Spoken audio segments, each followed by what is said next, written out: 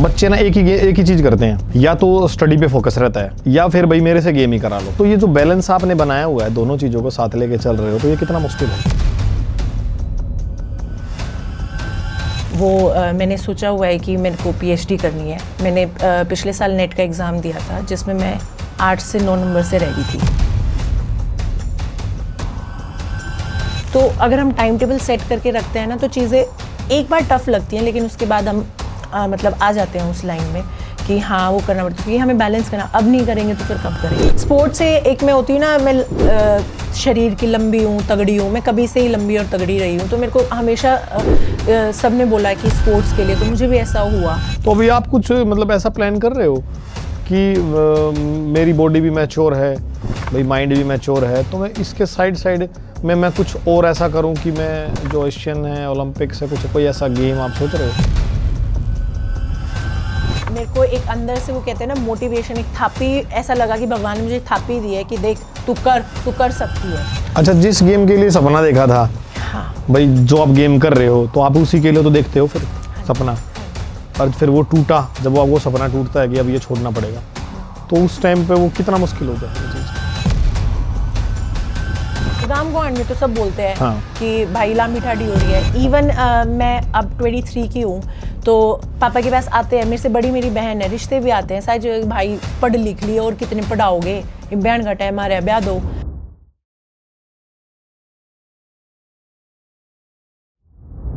राम राम जी, मैं विकास रापड़िया स्वागत करता हूं अपने YouTube चैनल पुराना हरियाणा पे।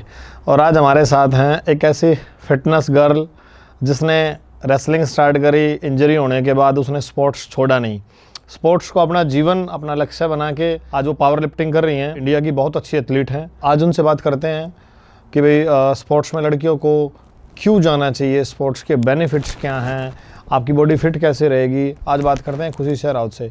खुशी, कैसे हो आप? मैं अच्छी हूँ सर। एक बार पुराना हरियाणा के जो दर्शक हैं, एक बार उनको आप नमस्कार कर दो। मेरी तरफ से पुराना हरियाणा के दर्शकों को राम राम। सब आई होप सब अच्छे होंगे। अच्छा, स्टडी कहाँ तक हुई है आपकी? मैंने मास्टर्स अभी कंप्लीट करी है। ओके। हाँ जी, बीएससी कर ली, उसके बाद मास्टर्स कंप्लीट करी है physical education in sports and science से ही। अच्छा देखो, यूजुअली क्या होता है कि बच्चे ना एक ही चीज़ करते हैं, या तो स्टडी पे फोकस रहता है, हाँ जी, या फिर भाई मेरे से गेम ही करा लो। हाँ जी। तो ये जो बैलेंस आपने बनाया हुआ है, दोनों चीज़ों को साथ लेके चल रहे हो, तो ये कितना मुश्किल है और कर कैसे रहे हो?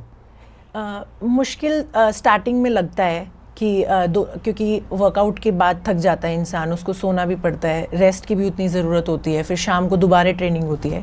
लेकिन जिस उस एरिया में हम रहते हैं, जहाँ पर हम रहते हैं, मेरा ये मानना है कि एजुकेशन सबसे ज़्यादा इम्पॉर्टेंट एजुकेशन है। हमारे खिलाड़ियों में ही देख लो आप, अगर हम किसी भी एक नॉन एजुकेशनल डिपार्टमेंट से बात करें तो हमें सिर्फ जॉब भी मिलती है तो वो सिर्फ और सिर्फ इसमें मिलती है, एजुकेशन डिपार्टमेंट में नहीं मिलती है। पुलिस में मिल गई, पुलिस में, रेलवे में मिल गई। तो मेरा मानना है कि एजुकेशन इम्पॉर्टेंट बहुत है, स्पोर्ट्स, और साथ में स्पोर्ट्स हो तो वो और अच्छी बात होती है। तो मैं तो 2 घंटे निकाल लेती हूँ स्टडीज़ के लिए। मुझे अच्छा लगता है किसी चीज़ के बारे में डीप पढ़ना।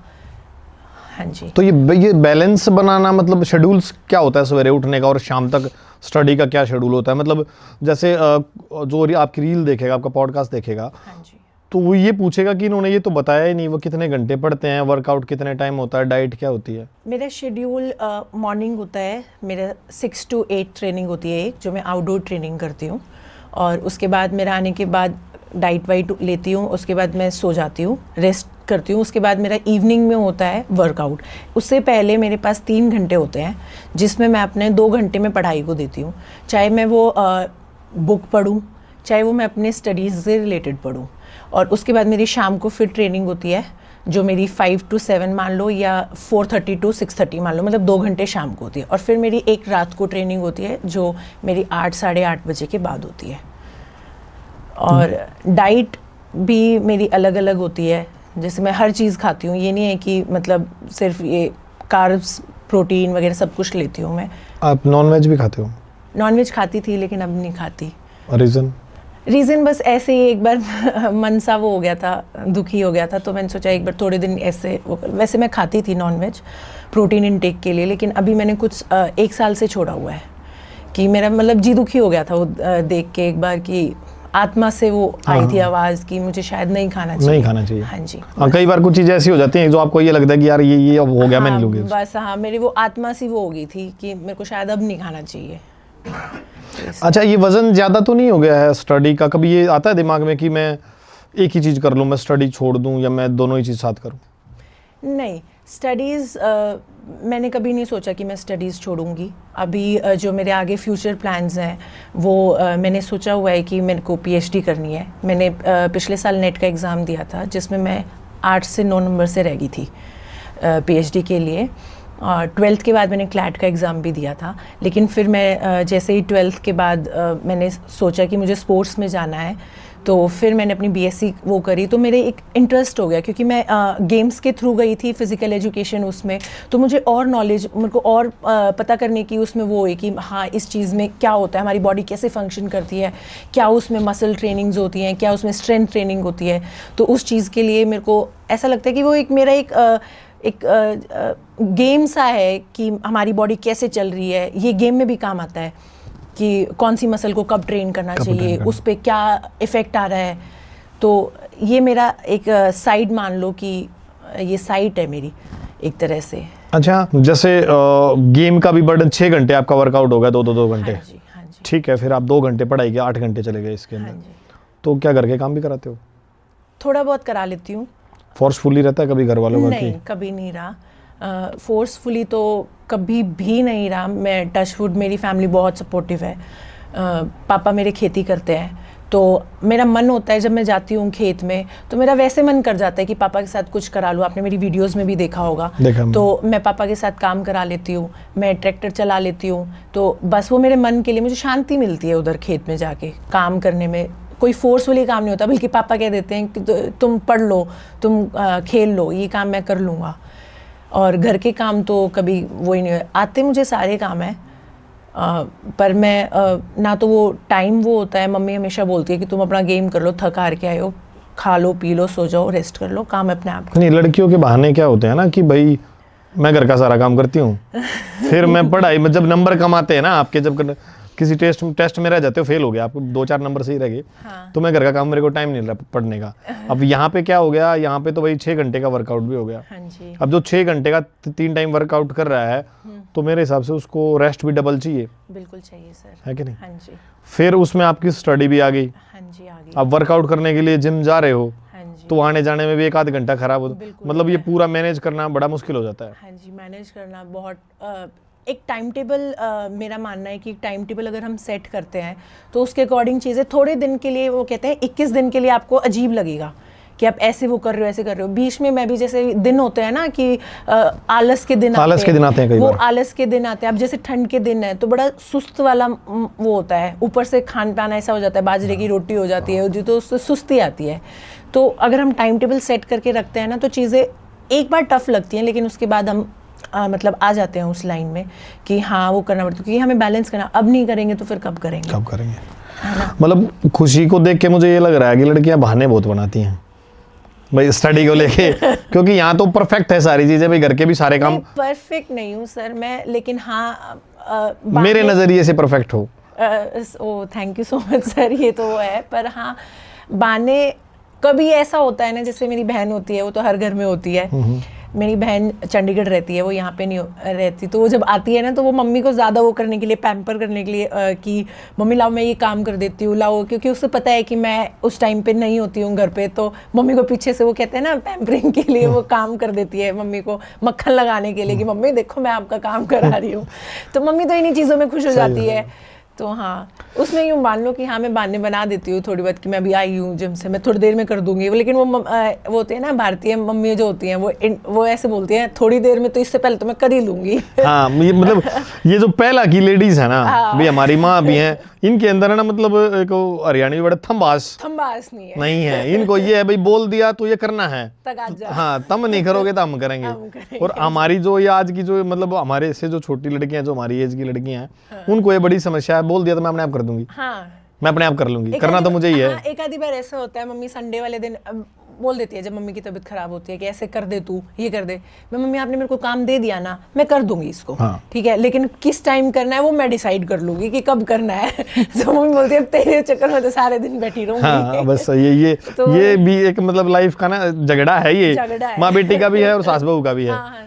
चलो ये तो चीजें जीवन में चलती रहेंगी। अच्छा, अगला क्वेश्चन है मेरा, क्या है कि मन कब किया स्पोर्ट्स में स्टार्ट करूं, कौन सी क्लास से? मैं जब लिटिल एंजल्स में थी, मेरी स्कूलिंग 10th तक लिटिल एंजल्स से हुई है सोनीपत। तो मेरी हॉबीज़ में जैसे वो हॉबी का पीरियड होता है ना, उसमें मैं लॉन टेनिस में गई थी। लॉन टेनिस मुझे खेलना पसंद था।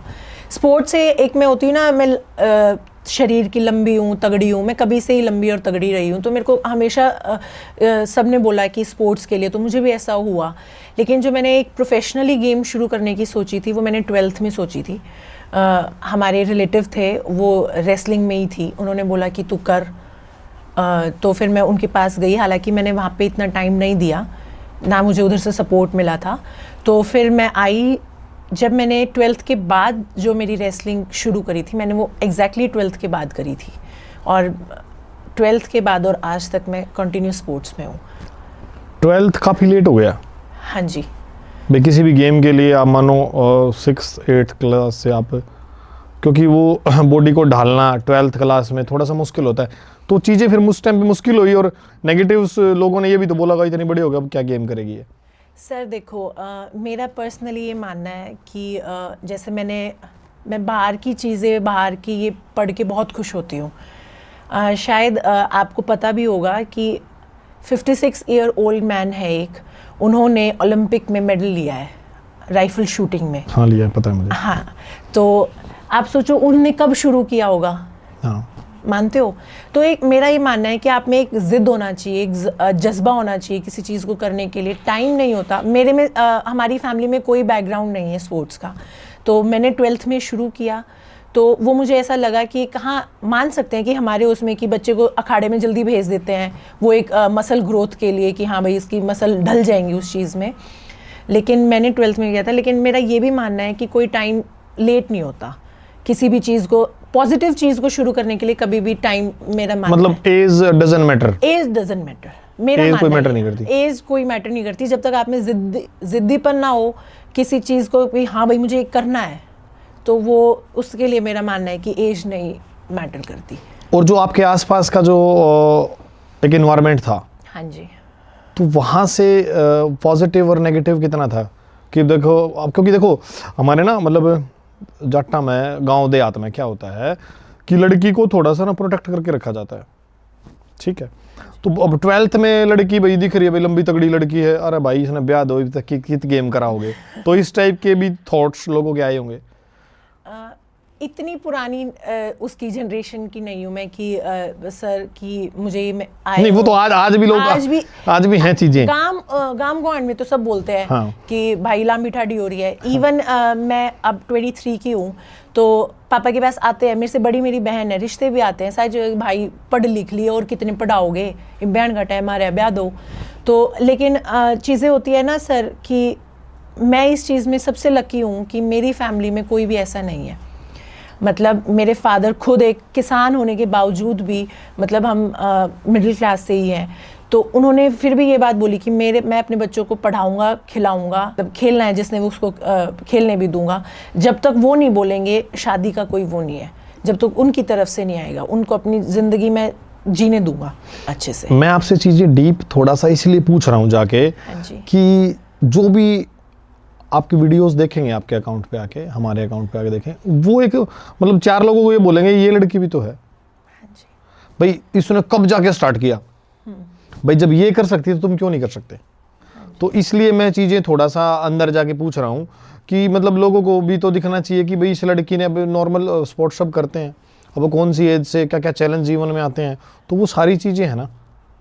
अब वो जब आप बताओगे तो क्या पता कौन उससे, लड़का तो कभी भी कुछ भी कर सकता है, हाँ। कर लेगा, छोड़ भी देगा, पर लड़की के लिए ना मतलब एक गेम करना आज के समय चैलेंज है, फैमिली से ही स्टार्ट हो जाता है। चैलेंजिंग तो सर बहुत चीज़ें होती हैं, और एक being a female, being a woman, बहुत चैलेंजेस आते भी हैं और मेरे हिसाब से आएंगे भी। ठीक है, और जिस सोसाइटी में हम रहते हैं वो एक दिमाग से तो होगी है लिबरल कि हाँ भाई हम इस चीज़ में हम आगे बढ़ गए, हमारी सोच तो वो हो गई है, लेकिन वो कहीं ना दिमाग अटका हुआ है अभी भी उसी चीज़ में कि हाय लड़की है, हाय वो है, गेम कर रही है, जिम कर रही है, इतना वो कर रही है, पक्का कुछ, मतलब इस तरीके से बातें होती हैं। मैं मतलब अपने इन्फ्लुएंसिंग की तरफ से बोल दूं या एक मान लो कि इन्फ्लुएंसर की तरफ से बोल दूं, एक एथलीट की उससे बोल दूं, तो मेरा ये मानना है कि किसी भी टाइम कोई भी कुछ भी कर सकता है अगर उसमें किसी चीज़ को पाने की जिद हो। कोई उम्र, कोई मतलब ये नहीं होती कि आप एक फीमेल हो या आपकी कोई उम्र है या वो कुछ भी हो। सर अब तो कैटेगरीज भी आ गई हैं, सीनियर के बाद मास्टर कैटेगरी भी आ गई हैं, मास्टर 1 मास्टर 2 कैटेगरीज ही इतनी आ गई हैं खेलने के लिए। हाँ, उन्होंने ऑप्शन इतने दे दिए कि आप कर सकते हो, आप कर सकते हो। तो वो एक ऑप्शन बाहर अगर हम फॉरेन को देखें सर, तो वहाँ पे इतने सारे मतलब एथलीट पार्टिसिपेट करते हैं मास्टर कैटेगरी में कि हद। और यहाँ पे कोई हरियाणा से ही कोई औरत चली जाए मास्टर कैटेगरी में खेलने के, देख बुढ़ापे में क्यों करने लग रही है, देख बुढ़ापे में नाच रही है। हाँ, ये होता है, ये होता है। तो ये होता है। तो कुछ नहीं, एक जिद्दीपन होना चाहिए किसी भी चीज़ को पाने के लिए, कुछ भी करने के लिए जिद्दीपन होना चाहिए। हर काम के लिए कंसिस्टेंसी बहुत मैटर करती है। आप अपने काम के लिए कंसिस्टेंट रहोगे, जिद होगी, तो आप किसी भी उम्र में कोई भी कुछ भी कर लो। और मुझे एक चीज़ और लगती है, हाँ जी, कि आप सामने और पीछे देखो, आप कहाँ से आए हो, हाँ जी, पीछे क्या थे, आगे क्या करना है। बिल्कुल। जब आप साइडों में देखोगे बिल्कुल तो नेगेटिविटी मिलेगी, बिल्कुल सर, और वो आपको आपके लक्ष्य से भटका देगी। बिल्कुल सर। वो कहते हैं ना कि लोगों का काम है भटकाना, लोगों का काम है आपको ट्रोल करना, लोगों का काम है आपको किसी चीज़ के उसमें कि आप अच्छा कर रहे हो ना तभी लोग आपको बोलेंगे। अगर आप उनसे नीचे हो तो आपको क्यों लोग बोलेंगे? अगर आप उनसे अच्छा कर रहे हो तभी तो बोलेंगे ना। सही बात है। अगर कोई मेरे से नीचे होगा, कोई नेगेटिव होगा, किसी गरीब को अगर हम वो करें, कोई गरीब को क्यों गाली देगा? सही बात। ठीक है, कोई अमीर को गाली दो ना, हाँ, कोई नहीं देगा। अपने बर्थडे ने, अपने तो बर्थडे तक हो ना, हाँ, हाँ, है ना? तूने छेड़ के देख लो, पता लग जाएगा। छेड़ के देख लो। तो यही बात है। तो सर जब भी हम कोई भी चीज़ करते हैं ना, तो साइड में देखना वो नहीं होता, बस हमें ये देखना है कि पीछे हमारे जो खड़े हैं माँ बाप, जो हमारे सपोर्टर्स खड़े हैं, और जो हमें आगे करना है, हमारा जो गोल है उस पर हमने फोकस करना है। साइड में तो सर हर किसी का काम है बोलना। हम एक एग्जाम्पल ले लेते हैं, कोई भी एक बड़े से बड़ा इन्फ्लुएंसर मान लो, या आपसे एग्जाम्पल ले लेते हैं, आपके चाहने वाले इतने होंगे और आपके ना चाहने वाले भी इतने ही होंगे। लेकिन मैं आपको एक और बात बताती हूँ, आपको चाहने वाले इतने नहीं देखते होंगे जितने आपके ना चाहने वाले आपको देखते हैं। उनको पता है कि आपकी लाइफ में क्या चल रहा है क्या नहीं। हाँ, बहुत सारे लोग हैं जो मुंह से बात भी नहीं करते, पर वो वे उसमें आ जाते हैं, दिखते हैं कि हाँ भाई ये फेक आईडी बना के देखें, आपको देखते हैं। हाँ, देखते हैं, बिल्कुल बिल्कुल। एक चीज़ और भी है हमारे सोनीपत में, मतलब हमारे एरिया में, मैं नाम लूंगा तो फिर लोग, हमारे एरिया में क्या है ना कि आप है ना कितना अच्छा कर लो, आपके साइड में से जो आपको जानता है ना, जो जा रहा है, वो अप्रिशिएशन नहीं करता। मतलब ये नहीं करता कि भाई बहुत बढ़िया काम कर रहे हो। 100 आदमी में से 2-4 आदमी करते हैं, बाकी नेगेटिविटी मान लो आप 50% है। सर आप तो चाहने वालों की बात कर रहे हो, आजकल तो घरों में भी ऐसा है। हाँ, घरों में भी ऐसा है।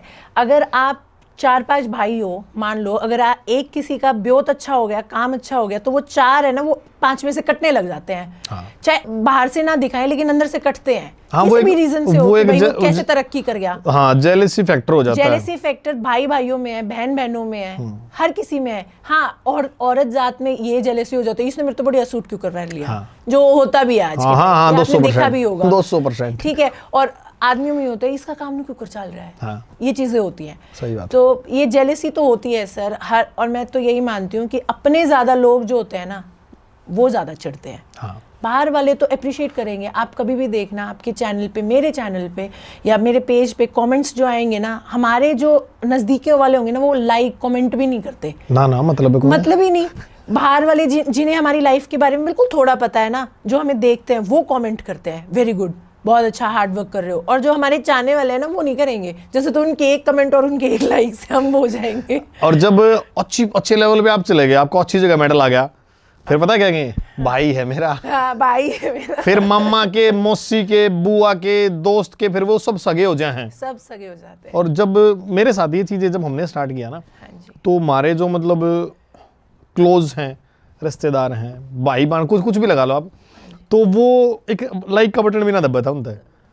फिर मेरा कहना क्या था कि भाई मैं कुछ लोग कहते थे कितने पैसे आने लग गए, तू तो दोहरे तो लाओ। फिर मैं कहना इन चीज़ों से प्यार नहीं है, मैं किसी और चीज़ के लिए कर रहा हूँ, थोड़ा सा टाइम लगेगा। आज मैं जब ठीक ठाक लोग देखते हैं ना कि अरे अरे इसको तो बहुत लोग देखने लग गए भाई, इसको तो चल गया, तो लोगों की सोच है ये कभी नहीं जाएगी। नहीं जाएगी सर। और वो कहते हैं ना अपने आड़े तो कभी नहीं जावे, ना अपने यहाँ नहीं यहाँ नहीं जाएगी सर। क्योंकि सर एक बात वही आ जाती है कि दिमाग से तो हो गए हैं, हाँ। लेकिन वो भी अंदर वाली आत्मा से नहीं हुए हैं। बाहर से दिखाने के लिए लोगों को हो गया, रंग तो पलटना चालू कर दिया, चले। पर जो अंदर से चीज है ना वो नहीं अंदर से निकल रही है चीज़ें, बाहर। हाँ बिल्कुल, अंदर से चीजें है ना वो बिल्कुल। एक इसी बात पे वो लक्ष्मी चंद जी की बात नहीं है, वो मेरे को याद आती है कि भाई भाई तना वो बैर रवे। तो वो एक बात बड़ी वो होती है कि एक्चुअल में अब भाई भाइयों के बंटवारे हो रहे हैं, बहन भाइयों के वो मतलब रिश्तों के उसमें कोर्ट कचहरी चल रही है, हाँ, प्रॉपर्टी के चक्कर प्रॉपर्टी में, के चक्कर में। तो वो चीजें यहाँ पे मैटर कर रही हैं। आगे आने वाले टाइम में इससे बुरा होगा, बुरा होगा सर, 200%। बिल्कुल होगा सर। अच्छा, बात करते हैं रेसलिंग की। हाँ जी, रेसलिंग की जो पहली बाउट कहाँ हुई? मेरी फर्स्ट बाउट हुई थी, मैं दिल्ली स्टेट से खेलती थी। तो अच्छा। दिल्ली स्टेट में मेरी फर्स्ट बाउट हुई। रीजन दिल्ली स्टेट से खेलने का? मैं दिल्ली से ही हूँ सर। मेरा जो आधार कार्ड, मेरा मतलब सारी जो अच्छा डॉक्यूमेंट अच्छा हैं अच्छा तो वो अच्छा। मेरे नरेला आपका से। अच्छा वहाँ हाँ पड़ता है, जी, ठीक है ठीक वहाँ है। से। अच्छा, पहली उसमें पोजीशन रही या कुछ? हाँ जी सर, मेरी यही दिक्कत थी। फर्स्ट स्टेट थी मेरी, सीनियर स्टेट, और मेरा उसमें गोल्ड मेडल था। मैं नेशनल के लिए सिलेक्ट हो गई थी। 2019 में आगरा हुआ था नेशनल। उससे पहले तैयारी कितनी थी? स्टेट से पहले तैयारी कितनी थी? 6-7 महीने भी नहीं करी थी मैंने तैयारी अच्छा। रेसलिंग की। सिर्फ और सिर्फ टेक्निक, यूँ मान लो टेक्निक के उस पे थी, करती थी। जान और वो चीज़ें तो थी, हरियाणा की लंबी ठाडी छोरी तो मैं मतलब थी, जान भी थी शरीर में, सारी चीज़ें थी। बस मैंने टेक्निक 6-7 महीने प्रैक्टिस करी थी। उसके बाद मेरा सीनियर नेशनल आ गया था। मैंने सोचा मैं पार्टिसिपेट कर लेती हूँ, तो मैंने पार्टिसिपेट किया, तो मेरा दिल्ली स्टेट में गोल्ड मेडल आया। और उसके बाद मेरी वो कंपटीशन इजी था लग रहा था आपको? हाँ, वो मुझे ऐसा लगा दिल्ली स्टेट जो स्टेट का कंपटीशन था वो इजी था। हाइट बेनिफिट थी उसमें? हाइट बिल्कुल थी सर, बेनिफिशियल हर चीज़। मेरा मानना है कि हाइट एक प्लस फैक्टर हमेशा रहता है स्पोर्ट्स में। हाँ, हर चीज़ के दो पहलू होते हैं, नेगेटिव भी होता है कहीं पे, पॉजिटिव भी होता है। लेकिन मेरा ये मानना है कि अगर मुझे भगवान ने हाइट दी है तो इसका पॉजिटिवली ज़्यादा मैं उसका यूज़ करूँ, नेगेटिव को मैं कुछ टाइम के लिए छोड़ देती हूँ। तो उस पॉजिटिव था सर हाइट। तो सिलेक्शन फिर नेशनल में हो गया? हाँ जी सर। तो नेशनल में कौन से सन में हुई नेशनल ये? 2019 में आगरा। ओके। हाँ जी। तो वहाँ पे क्या हुआ फिर, वहाँ क्या रहा? वहाँ मेरा ब्रॉन्ज मेडल आया सर, जब 2 ब्रॉन्ज निकालते थे। अच्छा। हाँ जी। 4th position, 3rd position? Third नहीं, 4th नहीं, उसको हम 3rd ही बोलते थे। हाँ, क्योंकि मतलब वो 2 ब्रॉन्ज निकालते हाँ, हैं, 2 पता। ब्रॉन्ज निकालते थे। तो वहाँ पे ब्रॉन्ज आने का रीज़न क्या रहा? सर एक तो वही बात आती है, टाइम बहुत कम था मेरे से। एक्सपीरियंस, सीनियर नेशनल सर, तो सीनियर खिलाड़ियाँ थी, एक्सपीरियंस थी वहाँ पे। लेकिन मैंने उस जर्नी से इतना सब कुछ सीखा कि बहुत कि जो फीमेल्स जो रेसलर्स हैं वो, मतलब एक पंजाब की रेसलर रही हैं, शायद अब तो उन्होंने रेसलिंग छोड़ दी है, गुरप्रीत मैम जो एक रेसलर रही है, उन्होंने मतलब रेसलिंग पुलिस में है, वो पंजाब पुलिस में है, और वो मैरिड है, उनके बच्चे हैं, वो वहाँ पे लड़ रही हैं। मतलब जो जीदारी दिखा रही है। मैं तो बस यूँ उस टाइम पे भी लिटरली मैं बेशक वहाँ मेडल लेके आई, मैंने मन में यही सोचा यार तूने तो कुछ किया ही नहीं, तूने मेहनत ही नहीं करी। यही बात मेरा अगला क्वेश्चन था यही। अच्छा। क्योंकि जब आप ब्रॉन्ज मेडल आ गया, हाँ जी। हार गए, जब आप मैच पर खड़े होते ना यार, तूने कितने दिन हो गए तेरे को मेहनत करते हुए, हाँ। और तेरा यहाँ पे ब्रॉन्ज आ गया, अगर तू इससे अच्छी और मेहनत करेगी तो तेरे तो इजी है। एग्जैक्टली। तो ये चीजें लगी आपको? ईजी नहीं लगा मुझे, ये लगा कि शायद भगवान ने मुझे कम मेहनत में ज़्यादा दे दिया। मेरा ये मानना था कि मुझे 7 से 8 महीने हुए थे बस, और मेरे को सीनियर नेशनल में ब्रॉन्ज, आप मानोगे नहीं, रेसलिंग में सीनियर नेशनल का एक सपना होता है सबका, क्योंकि नेशनल के अकॉर्डिंग हमें जॉब भी मिलती है सीनियर नेशनल के उस पर। तो मेरे को जब मैं मैच से उतरी, भले ही मुझे मेडल मिला, सर्टिफिकेट मिले, सारी चीज़, तो मेरे मन में ये था कि तुझे भगवान ने ना दे दिया, कम मेहनत में दिया है, तो इसका मतलब वो तेरे को भगवान सिग्नल दे रहा है कि तुझे मेहनत करनी है आगे कुछ और करने के लिए। देखो होता क्या है कि आप कि कोई भी बच्चा जा रहा है, भाई कोई प्लेयर जा रहा है नेशनल में, 2 नेशनल हो गई, 3 नेशनल हो गई, मेडल नहीं आया। हाँ जी। आपका तो पहले में मेडल आ गया। हाँ जी। ब्रॉन्ज मेडल आ गया। हाँ जी। और टाइम भी कुछ नहीं हुआ था। बिल्कुल। तो कहीं ना कहीं आपको भी ये लगा कि भाई भगवान ने मेरे को एज ए गॉड गिफ्ट हो गया ये, और फर्स्ट में ब्रॉन्ज मेडल है तो आने वाले टाइम में और अच्छा हो जाएगा। बिल्कुल सर, मेरे को एक अंदर से वो कहते हैं ना मोटिवेशन, एक थापी, ऐसा लगा कि भगवान ने मुझे थापी दी है कि देख तू कर सकती है। तो मैंने सोचा मैं आगे वो करूँगी, उसके बाद लॉकडाउन लग गया। और लॉकडाउन में जब लगा तो मैंने घर पे कंटिन्यू मेहनत करी। पापा ने मेरे भाई के साथ दंड, उठा बैठी, सपाटे, आप लिटरली मानोगे नहीं, जब मेरा नेशनल में मेडल आया मुझे सपाटे मारने भी नहीं आते थे अच्छे से, मैंने लॉकडाउन में अच्छे से सीखे हैं, तो आप देख लो। तो वो मुझे ऐसा लगता है, लेकिन मैंने उस चीज़ से भी ये सीखा कि हाँ मतलब मेरे में कुछ कैलिबर है। जब भी मुझे भगवान ने एक चीज़ आने से पहले, लॉकडाउन आने से पहले भगवान ने मेरे को कहा है तू इसमें मेहनत करियो, देख तेरे को यहाँ पे ब्रॉन्ज मिला है ना, आगे तो मेहनत करेगी, क्या पता तेरा गोल्ड आ जाए। तो मैंने उस टाइम पे लॉकडाउन में फिर मेहनत करी, वो किया। उसके बाद मेरा जो अगला वो था, मेरी नेक्स्ट स्टेट थी रैंकिंग की, उसमें मेरा दोबारा मेडल आया रैंकिंग स्टेट में। उसके बाद मैं यूपी में अयोध्या, वहाँ पे मेरा दोबारा रैंकिंग का नेशनल था, वहाँ पे मेरी all over India 9th rank आई थी। तो जब उसके बाद मेरा घुटने में इंजरी हो गई थी, उसके बाद जब मैं यूँ सोच रही थी कि अब मैं और करूँगी, पर मैं नहीं कर पाई किसी भी रीज़न से। ही मान लो कि मेरा बार बार घुटने का ACL टीयर हो रहा था, बार बार।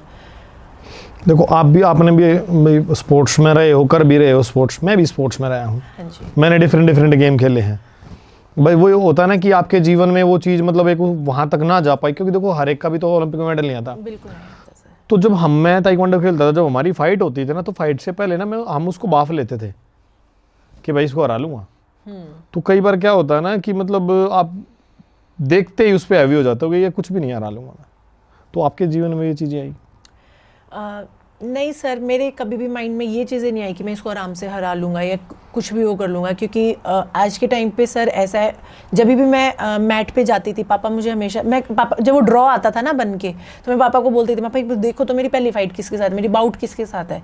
पापा मेरे को हमेशा एक के बाद बोलते थे, तने क्या मतलब कोई हो, तने लड़ना है, तने क्या मतलब कौन हो कौन नहीं, अब तू इब्नू कह देगी तू पहला डर जाएगी, कोई सीनियर होगी तेरा मुकाबला तो इन नगेल है।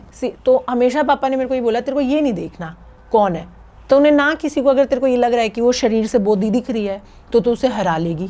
कुछ नहीं पता होता कुश्ती का कि कब कौन किसको क्या हरा ले, ठीक है। बहुत अब आप देखो सर, वो विनेश फोगाट जी का वो बाउट थी ओलंपिक, वो जापान की जो खिलाड़ी थी जो मेडलिस्ट रही है इतने साल, और उन्होंने बाउट में इतनी उसमें हरा लिया। तो रेसलिंग का कुछ नहीं पता होता सर, कब क्या दाव लग जाए, क्या हाँ सही बात है, थोड़ी सी भी गलती। साक्षी मलिक जो हमारे सीनियर रेसलर है जिनका मेडल आया ओलंपिक में, उनकी बाउट देखो सर आप, बिल्कुल लास्ट पॉइंट पे जो वो बिल्कुल शायद 0 पॉइंट कुछ सेकंड्स रहते थे जब उनके पॉइंट मिल रहे हैं। गीता का भी तो यही हुआ था। हाँ, गीता फोगाट मैम का भी यही था। तो सर ना तो अगले को बोधा समझो, ना उसको ठाडा समझो। देखो 2 लड़ रहे हैं तो एक तो जीतेगा, एक हारेगा। तो मैंने कभी ये नहीं सोचा कि मैं इसको हरा लूँगी, वो कर लूँगी। मैं मैट पे गई हूँ तो मैंने 100% दिया, मैं डरी नहीं मैट पे कभी भी। देखो अब रेसलिंग है ना, और जो मेरा गेम था ताइक्वांडो। अच्छा। मतलब होता क्या है कि आप फाइट होती है भाई, रेसलिंग में तो ये भाई पटकना है, ये वो सब है, पॉइंटिंग का पॉइंट गेम तो हमारा भी था, पर उसमें क्या था कि लड़ना है, मारना है।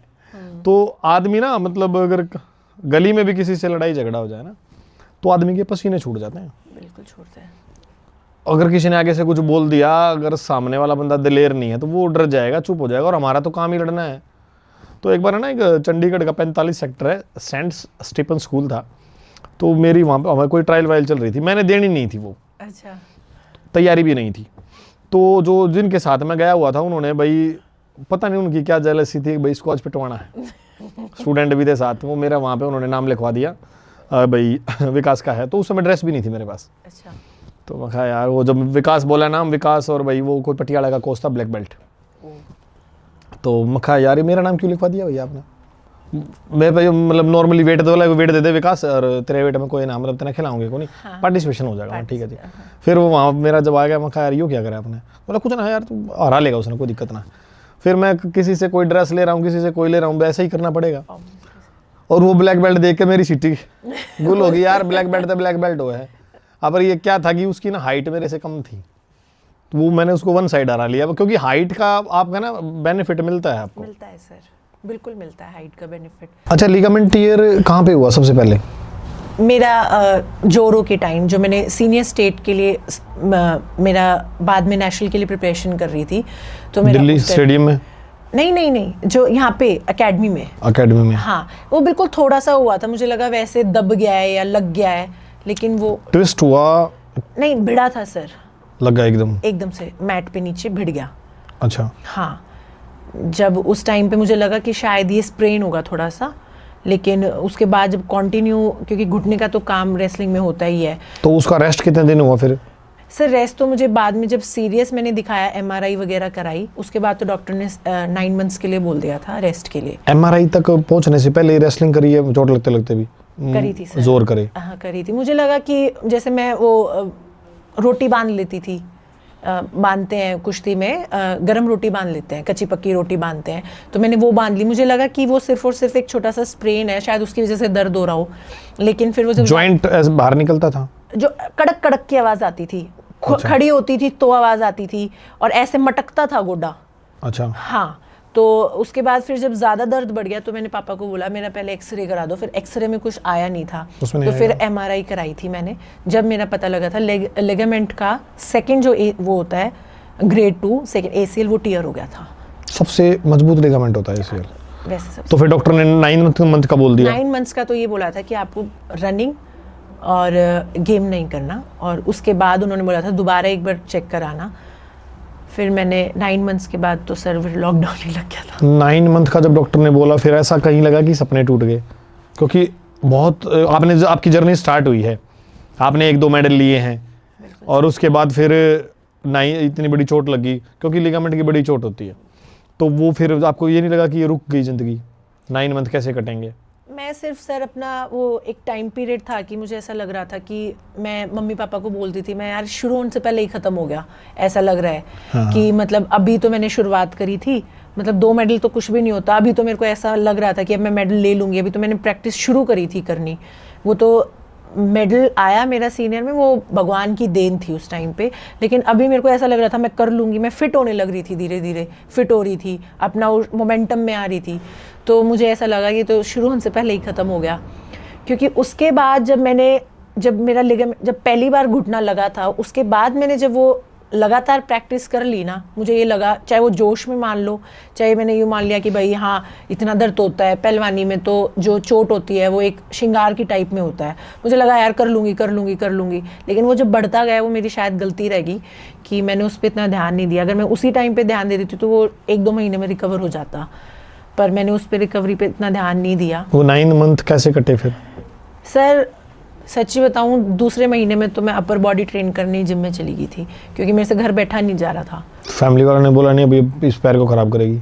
नहीं, पापा ने बल्कि ये बोला था कि बैठ के कर लियो, डंबल कर ले और चीज़ें कर ले, अपर बॉडी कर ले, लेकिन पैर का मत करिए, देख लिए भी तो तेरी शुरुआत है, फिर कतिये बैठ जाएगी। पापा ने ये बात बोली थी, बोलते हैं वो। तो फिर मैंने ऑब्वियसली सर जब वो पेन इतना था तो मैं जिम में गई, जब मैंने करा नहीं, लोअर बॉडी ट्रेन नहीं करी थी मैंने, अपर बॉडी ट्रेन करी थी, क्योंकि मेरे को ये था कि मैं अभी तो फिट होने लगी थी। 98 kg वेट था सर मेरा रेसलिंग शुरू करने से पहले। तो जब मैंने सोचा कि अब मैं फिट होने लग रही हूँ, अभी मैं बैठ जाऊँगी, और सर जब तक हम लोअर बॉडी को ट्रेन नहीं करते हैं तो अपर बॉडी पे इतना वो नहीं होता, तो मेरे को ऐसा लग रहा था मेरा और वजन बढ़ जाएगा बेखाम में, फिट होने लगी थी, लेकिन वो मैं नहीं किया, मैंने वो गलती दोबारा नहीं दोहराई। 9 मंथ के बाद जब फिट हो गए, हाँ जी, तो उसके बाद रेसलिंग का दोबारा सोचा है? डॉक्टर से मिलके डॉक्टर से नहीं मिली थी सर मैं, क्योंकि मेरे आराम हो गया था। 9 मंथ्स का मैंने प्रॉपर वो लिया था लोअर बॉडी के लिए रेस्ट, लेकिन जब मैं रेसलिंग करने दोबारा गई तो मेरे तीसरे महीने में दोबारा ये लग गया इसी घुटने में। 9 मंथ कंप्लीट होने के बाद आप दोबारा गए? हाँ, 3 मंथ्स की ट्रेनिंग करी मैंने। Okay. मतलब तीसरे महीने में ही मेरे घुटने में दोबारा उसी घुटने में लगी। हालांकि मैं नी कैप भी पहन के रखती थी, लेकिन फिर मुझे तो लगी। फिर मैट पे लगा? मैट पे ही, फिर मैट पे लगा, सेम फिर हो गया? सेम फिर हो गया। फिर उसके बाद मैंने सोचा कि अभी मैं दोबारा इस पे रेस्ट देती हूँ, तो फिर मैं जब जिम में जाती थी तो मैं फिर वहाँ से मैं पावर लिफ्टिंग। वो अफसोस कैसा था जब वो दोबारा लगी? सर अफसोस ये था कि शायद भगवान मुझे बार बार हिंट दे रहा है कि शायद तुझे ये गेम नहीं करना, तेरी डेस्टिनी किसी और चीज़ में लिखी हुई है। मैं हर चीज़ में सर सोचती हूँ कि पॉजिटिव निकालूँ। मैंने उस टाइम पे भी अपने आप को वो नहीं किया कि देखा तेरे बस की नहीं है, मतलब बार बार चोट लग रही है। चोट भी कई बार यूँ सोचते हैं कि हमारी गलती की वजह से ही चोट लग रही है, शायद तूने वार्म अप नहीं किया, तेरी गलती थी, तूने ध्यान नहीं दिया, ये नहीं किया।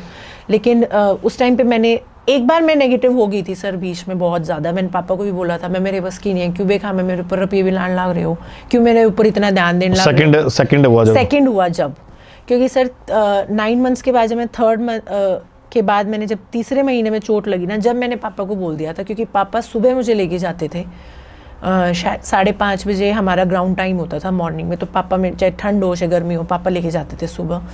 तो मेरे को ये हो गया था, देख पापा उठ रहे हैं मेरे साथ, मैं तो उठ रही हूँ, चलो वो तो मेरा काम है, पापा भी उठ रहे हैं। तो फिर मैं एक बार जब डिमोटिवेट हो गई थी, मैंने पापा को बोल दिया था मैं क्यों दुखी हो रहे हो, छोड़ो मेरे बस की ना तो है, मेरा आए दूसरे महीने में चोट लग जाए। फिर पापा ने बोला था कि चोट तो एक गहना होता है, मेरा निकद किसी के लाग जा, चलते चलते भी लाग जाए। तो जब फिर मैंने सोचा मैं शायद भगवान मुझे एक हिंट दे रहा है कि तेरा गेम ये नहीं है, तुझे और कुछ करना है, तेरी और कहीं डेस्टिनी है। तो उस टाइम पे मैं थोड़ी सी पॉजिटिव हो गई और मैं अपनी जो मेरे प्लस पॉइंट्स हैं उन पे काम करने लगी थी। अच्छा, तो जब दूसरी बार चोट लगी तो उसमें फिर कितना रेस्ट हुआ?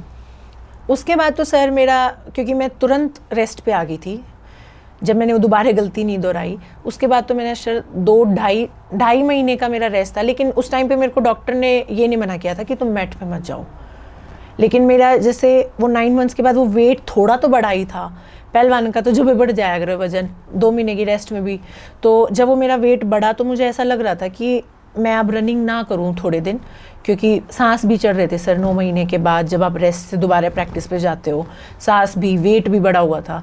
तो वो जो टाइम पीरियड था तीसरे महीने में जब मैं दोबारा फिट होने लगी थी, तो फिर दोबारा चोट लगी, फिर मैंने रनिंग नहीं करी थी उसके बाद। फिट होने के लिए रनिंग होगी, वॉकिंग होगी। फिर डॉक्टर ने मुझे हालांकि बोला नहीं था कि तुम्हें ये नहीं करना, रनिंग के लिए मना किया था, स्प्रिंट के लिए मना किया था। अच्छा, जिस गेम के लिए सपना देखा था, हाँ भाई जो आप गेम कर रहे हो तो आप उसी के लिए तो देखते हो फिर सपना। हाँ जी। और फिर वो टूटा, जब वो आपको सपना टूटता है कि अब ये छोड़ना पड़ेगा, तो उस टाइम पे वो कितना मुश्किल हो जाए वो चीज़? सर देखो, मुश्किल मेरे लिए भी था और टफ ये था कि मैं उस सपने से, चाहे तो मैं उस सपने को लेके ही बैठ जाऊं, अपने आप को बिल्कुल अंदर से ही कर लूं, हाय ये कर लेती तो ये ना होता। क्लास कौन सी थी उस टाइम पे आपकी? सर ग्रेजुएशन में थी मैं। कौन सा ईयर था? Second year. 3 साल, मतलब अप्रोक्स मानो आपने 12th में स्टार्ट किया था? 12th में स्टार्ट किया था, मेरे तीसरे साल में। तीसरे साल में चोट। हाँ जी। तो जब मैंने, चाहे तो मैं सपने को लेके बैठ जाती उसी टाइम पे, क्योंकि सर मेरा मानना है कोई एक, मतलब जो 22-26 साल तक की उम्र होती है ना, उस टाइम तक हम जो चाहें वो कर सकते हैं, जो चाहे। तो मेरे को ये था कि मैं क्यों ना अपना टाइम यहाँ पे वेस्ट ना करूँ सपने को लेके। गेम ही तो मतलब मेरा गेम छूटा है, मेरा सपना टूटा है, वही सपना मैं दूसरे गेम में से भी तो पूरा कर सकती हूँ ना। लेकिन हाँ, पहलवानी मेरा प्यार ज़रूर है सर, मतलब उसने मुझे एक स्पोर्ट से जोड़ा है, उसने मुझे फिट किया है। मेरे को मतलब 98 kg से मुझे 69 kg तक, 70 kg तक लेके गया है, मतलब इंसान के अंदर से इंसान निकाला है। तो वो पहलवानी नहीं किया है मुझे, तो वो मेरा हमेशा एक पहलवानी, हमेशा प्यार भी रहेगा, सब कुछ रहेगा। मेरा ज़्यादा कुछ तो नहीं बोलूँगी सर, लेकिन आने वाले टाइम में मेरा जितना भी होगा ना, चाहे मैं एक एज अ कोच के उस पर रहूँ, चाहे मैं एज अ इन्फ्लुएंसिंग के उस पर रहूँ, मैं ज़रूर कुछ ना कुछ इसी लाइन में करना चाहती हूँ कि मैं अपनी तरफ से जितना मेरे में ज्ञान है या जितना मैं बता सकती हूँ या दे सकती हूँ मैं वो दूँ। और वो मुझे सिर्फ और सिर्फ रेसलिंग ने दिया है। चाहे वो सीनियर्स ने मुझे बताना हो गया, कोचों ने बताना होगा कि कोच हमें समझाते हैं, सारी चीज़ें करते हैं। वो एक नॉर्मल लड़की के लिए गेम करना कितना मुश्किल है? जो मतलब नॉर्मल बॉडी, मतलब वो है 5'5" है, 5'2" है, 5'3" है, तो उसके लिए गेम करना, एक अच्छे लेवल पे स्टैंड करना कितना मुश्किल है? कितना टाइम चाहिए उसको? सर टाइम पीरियड का तो करने के ऊपर डिपेंड करता है सर। अब कई चीज़ों में हम बोल भी देते हैं, इतनी तावड़ी पहलवान थोड़ा ना बना कर है। सबसे पहली बात है, सबसे पहली बात यही होती है, मतलब मेरे माँ बाप ने नहीं, लेकिन बहुत से आदमी है जो अपने बच्चों को 1 साल किसी चीज़ के लिए, आप पढ़ाई में देख लो, 1 साल पढ़ाते हैं किसी, मतलब मान लो एक यूपीएससी के एग्ज़ाम के लिए, कोई भी एग्ज़ाम के लिए आप देते हो किसी को इतना सा टाइम, तो बोल देते हैं रिजल्ट कितना है, इतनी तो कुछ आया नहीं, इतनी तो कुछ करा नहीं। मतलब एक प्रेशर हो जाओ, या एक मतलब प्रेशर हो जाता है बच्चे के ऊपर कि आपने अभी तक करा क्यों नहीं, इतने साल हो गए, क्या करा। तो वो साल नहीं मैटर करता, वो ये करता है कि आप उन सालों में कितना टाइम क्या कर रहे हो। आप कितने उससे मतलब कोई काम कर रहे हो। मतलब सर मैं फिर वही बात बोलूँगी, मतलब मुझे अलग अलग स्पोर्ट्स पर्सन की बायोग्राफी पढ़ना बड़ा अच्छा लगता है। एक रेसलर है, नाम नहीं मुझे ध्यान, 4 साल में उन्होंने ओलंपिक में वर्ल्ड चैम्पियन ओलंपियन को हरा दिया, ओलंपिक में मेडल लिया आया वो। 4 साल उसको एक गेम करते हुए थे रेसलिंग में ही। तो टाइम पे, और यहीं पे एक टाइम पीरियड हम 10-10 12-12 साल लगा देते हैं। तो वो टाइम पीरियड नहीं मैटर करता, आप कितने टाइम लगाते हो कि किसी चीज़ को। लेकिन हाँ, एक नॉर्मल लड़की को फिट होने में उसकी मसल अगर आपने पहले गेम किया हुआ है तो आप फिर भी वो आपका 30% काम घट जाता है। लेकिन अगर आप बिल्कुल ही नॉन स्पोर्ट्स हो तो आपको थोड़ा एक्स्ट्रा टाइम लगता है। हाँ, टाइम लगाना भी पड़ता है और देना भी पड़ता है। वो कौन मतलब पर्सन थे आए भाई जी जिन्होंने आपको ये चेंज कराया, गेम चेंज करा दिया आपका, भी ये छोड़ो अब इसमें आ जाओ?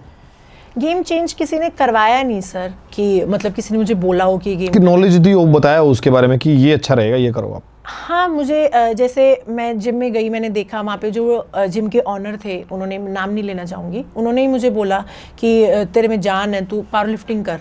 वही मुझे वहाँ पे हर स्टेट में लेके गए खेलने, मैं वहाँ पे खेला। मैंने 160 kg की डेडलिफ्ट मारी थी सर, ऑन स्टेज।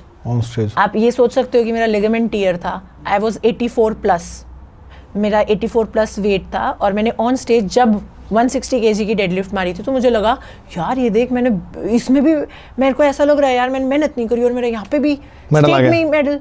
मैं यार कुछ तो है तेरे में, मुझे ऐसा लगा कुछ तो है। उसके बाद सर मैंने मतलब अपनी प्रॉपर फंक्शनिंग बॉडी की, कब क्या किस चीज़ को कितना स्ट्रॉन्ग करना चाहिए, मोबिलिटी, स्टेबिलिटी, क्या क्या फंक्शंस होते हैं किस चीज़ को, मैंने पूरा ध्यान दिया अपनी बॉडी पे, पूरा मसल्स के बारे में पढ़ा। और उसके बाद मैंने टच वुड, अभी तक मुझे कोई इंजरी नहीं हुई है। मुझे 3-3.5 साल से ऊपर हो गया है पावर लिफ्टिंग के लिए करते हुए।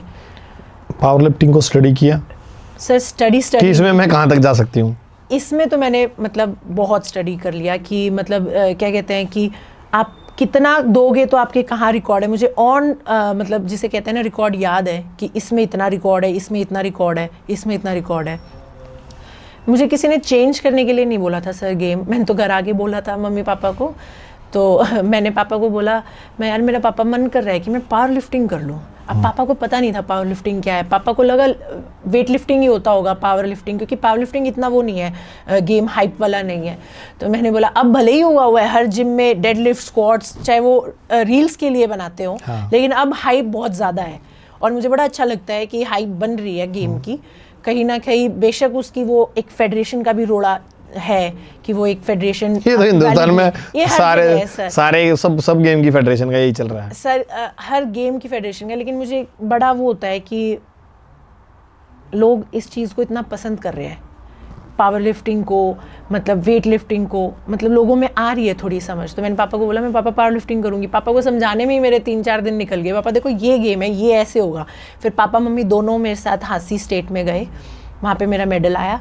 हालांकि मेरा वहाँ सिल्वर मेडल था और मैं नेशनल्स के लिए सिलेक्ट नहीं हुई थी।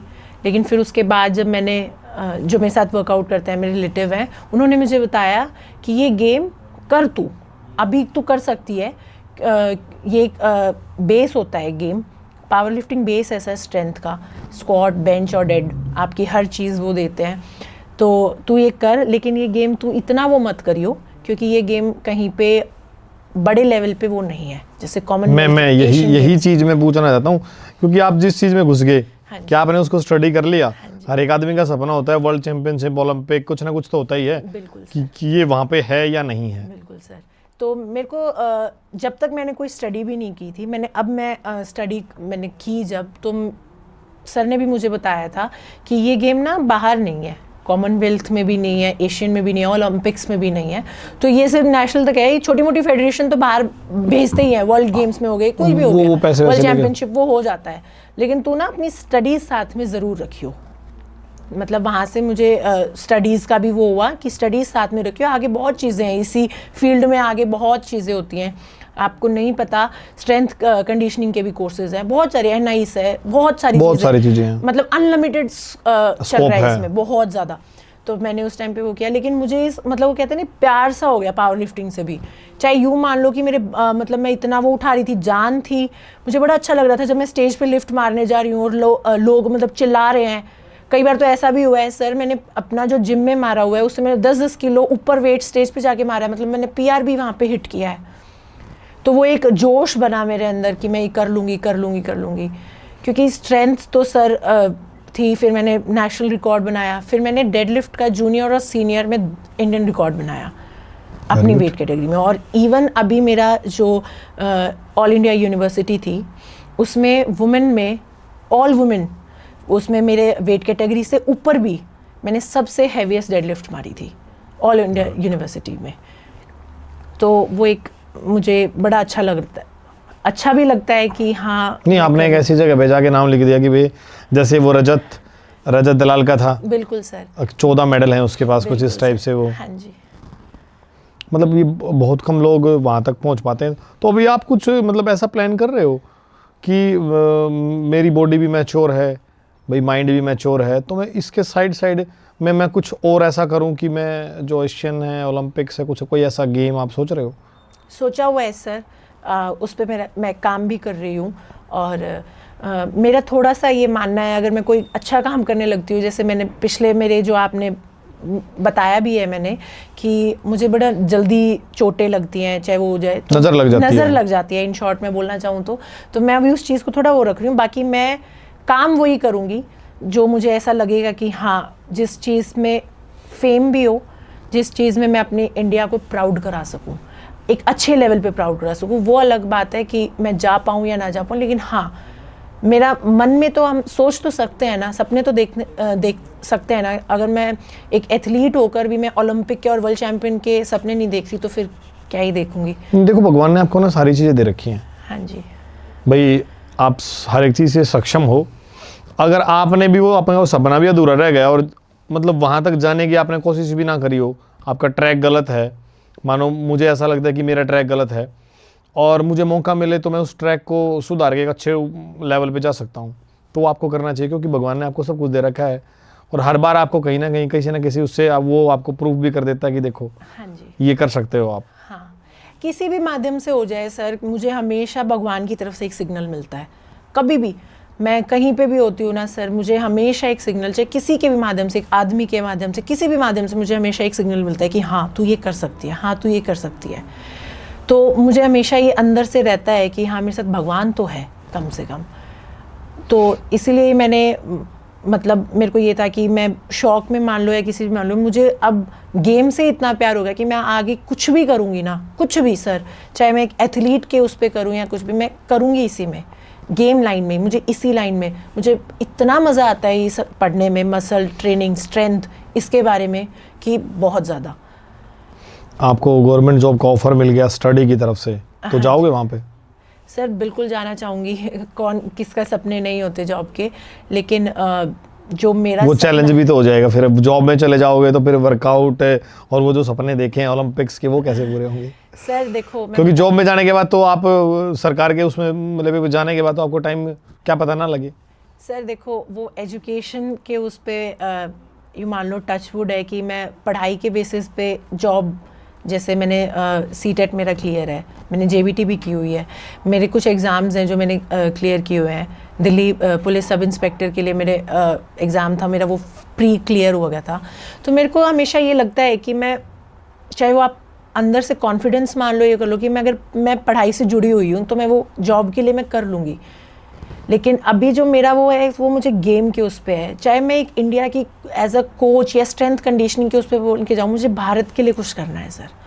तो वो मैं एक मेडल दे के ही कर सकती हूँ, वो मेडल लेके ही कर सकती हूँ। एटलीस्ट मैं अपने 4 से 5 साल तो और गेम में लगाऊंगी। हाँ, वो चीज़ आपने स्टार्ट कर दी है अब, बिल्कुल कि सर। मुझे मतलब इस लेवल पे इंडिया के लिए कुछ ना कुछ करना है। वो होए ना होए वो भगवान की वो है, लेकिन अपनी तरफ से मैं जी जान लगा दूंगी, लगा भी रही हूँ, अपनी कमियों पे भी काम कर रही हूँ, अपनी स्ट्रेंथ को भी वो कर रही हूँ। लेकिन हाँ, मुझे लगता है कि मैं भारत के लिए कुछ ना कुछ तो ज़रूर करूँगी। अच्छा, मैंने बहुत पहले एक रील देखी थी आपकी, स्क्रॉलिंग में आ गई थी। हाँ जी। पता नहीं आपका मेडल वो ब्रॉन्ज में कौन सा मेडल आया था, तो आप रो रहे थे उसमें। ऐसा ही है कुछ? हाँ जी सर, वो मेरा एक स्ट्रॉन्ग वुमेन का एक कंपटीशन होता है जिसमें आपके 7-8 इवेंट होते हैं। तो वो नेशनल का इवेंट था, मुझे पता नहीं था ये गेम के बारे में कि स्ट्रॉन्ग, बहुत सारे गेम्स आ गए हैं अब तो स्ट्रेंथ बेसिस पे, तो मैं खेलने चली गई नेशनल के लिए। तो उसमें मुझे ये नहीं पता था कि आपके बॉडी वेट के ऊपर भी मतलब मेडल्स डिसाइड करते हैं। अच्छा। मतलब जिस लड़की ने मैंने फर्स्ट सेकंड थर्ड, हम तीनों के स्कोर 2-2 पॉइंट्स थे, टोटल 8 इवेंट थे, 2-2 पॉइंट्स थे हमारे तीनों के।